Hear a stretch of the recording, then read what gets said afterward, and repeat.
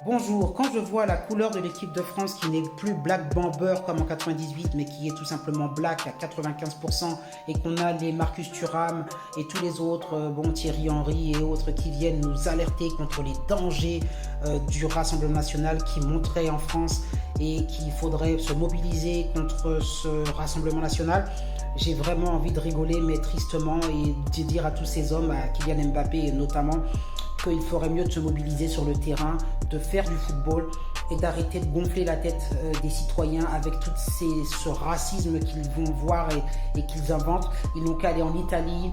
D'ailleurs, monsieur Marcus Thuram joue en Italie et voir comment les footballeurs de couleur sont traités dans les autres pays d'Europe. Il y a très peu de compositions nationales, d'équipes nationales qui ont des compositions où il y a 95% de blagues.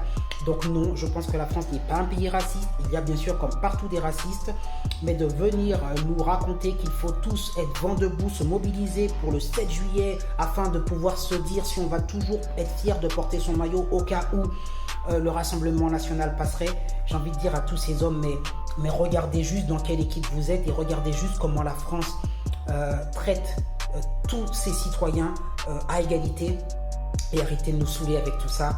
Allez les Bleus, mais franchement, j'ai même plus envie de regarder le foot quand je vois tous ces hommes qui sont payés des fortunes depuis des années, notamment Kylian Mbappé qui vient de banlieue, qui vient de bandit et qui défend toujours son discours concernant Naël et tout ça, toutes les racailles, et qui dit que finalement la police a abattu ce jeune, ce petit ange parti trop tôt. Tous ces discours-là qui sont comme une sorte d'écho au fait que le policier aurait été raciste et donc que les blancs pourraient être racistes et tout ça. J'ai envie de dire arrêtez avec tout ça.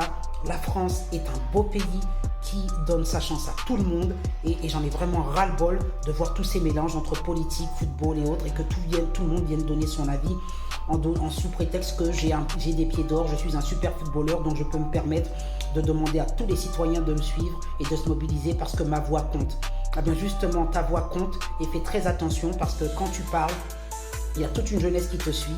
Et qu'est-ce que tu fais finalement? Tu biberonnes cette jeunesse à la haine contre la France.